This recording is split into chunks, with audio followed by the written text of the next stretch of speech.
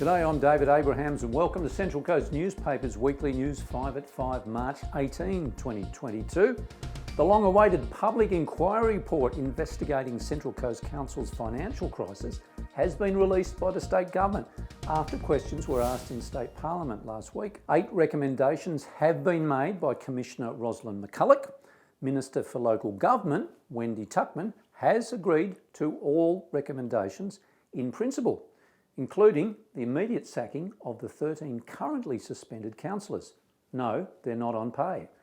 And the findings of the report have been welcomed by members of both major parties, MPs Adam Crouch and David Harris, as well as the state government's appointed administrator, Rick Hart. Yes, well, I absolutely strongly agree with the previous group of councillors being sacked. Quite clearly in the Commissioner's report, she comments on the behavioural problem. All are in broad agreement on the need for role-based training for incoming councillors, particularly into the knowledge of finances and asset management. Council financial requirements are very different to the average business requirement, and again, there seems to be either lack of will or lack of desire to understand those requirements for council's finances. In addition to that, there's also the suggestion of mandatory training for board level education. There is still contention about council's role as a water authority on the Central Coast. We certainly have 2 principles that we support. One is that our water and sewer assets should not be privatised.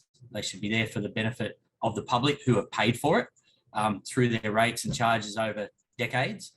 And the second one is that the leadership of any water authority should contain people who actually know about water and sewerage and delivering those assets and managing those assets. And as yet, no clear sign when elections will be held, with the potential for several more years of administration to come. But I'm in favour of an elected body sooner rather than later, because financially I think we've largely got it sorted. We just wait that final tick of approval, hopefully, for my part, on maintaining the current rate structure. What role did the Gosford-Wyong amalgamation play?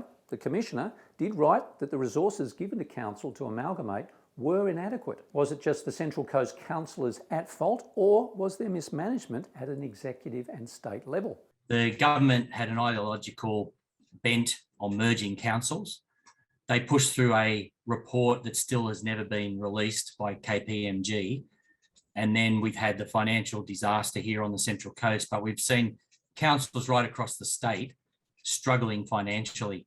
What we found from the inquiry was that they had a one-size-fits-all approach to mergers, and clearly that was negligent. No matter how much the Labor members on the Central Coast want to carry on about this, the voluntary amalgamation of these 2 councils, both Wyong and Gosford, voted in favour of amalgamating. It was a voluntary amalgamation, had nothing to do with the financial status that we have found ourselves in. So to try and divert and deflect from the real issue here, which was the failure of the councillors to deal with the growing financial crisis, that was the real issue, and that has been outlined in the Commissioner's report. And still, when will the democratic elections return to local government?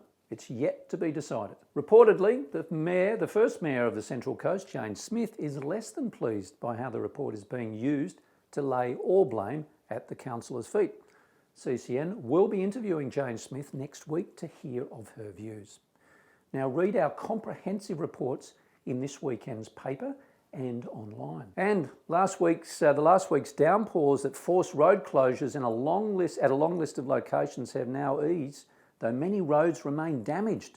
Gosford MP Liesl Tesh is urging the state government to keep the local communities up the river in mind when much needed road and infrastructure repair funds are required. And the Mariners are set to travel inland to Glen Willows Stadium, Mudgee, where they will play Macarthur on Saturday evening.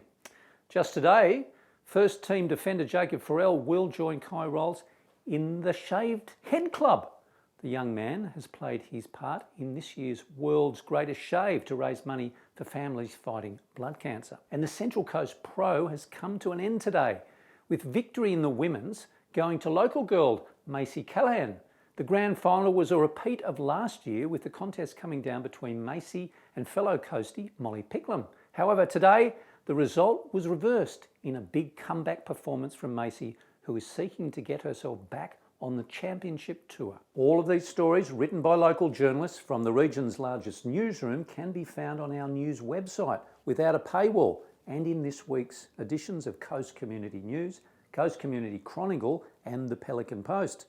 Remember to subscribe to our very popular email newsletter and on our socials via YouTube, Twitter, Facebook, Spotify, Instagram for updates throughout the week. And we leave you this week with vision from Central Coast Newspapers HQ in the basement at dawn, where just today the team said goodbye to one of the longest serving paper boys in the country. After 50 years in the business, Scott Diver is moving on to new horizons up the coast. But first, he took time to walk us through the ropes of his delivery work with our paper over the last few years. 1977, I was about 10 years of age, roaming around the western suburbs, around Pendle Hill, McGower Road, up to the industrial estate, with a whistle, the trolley, the pouch, loose change, Woman's Day, new ideas, the sun, the mirror. People you meet out there from the peninsula to the Wyong to the greater coast itself, there's so many marvellous people out there. The last couple of days has been sad, to be honest, and emotional. And just saying goodbye to them all and wishing everyone luck and good luck in the future. And the regulars, you get down there now. This is going to put them off today because I am late. You get them there waiting for you. Fred's going to be upset today. Darren from the Shells Patisserie is going to be upset. There's go. Where's the papers? Where's the boss? Sorry, the boss held me up. Sorry, fellas, but it's been an absolute privilege to have you work with us, and I'm coming over for a hug. we'll have a hug, can we? No thanks. Good on you, mate. Go Central Coast News. It's been great. Love it. Love everything. Good on you.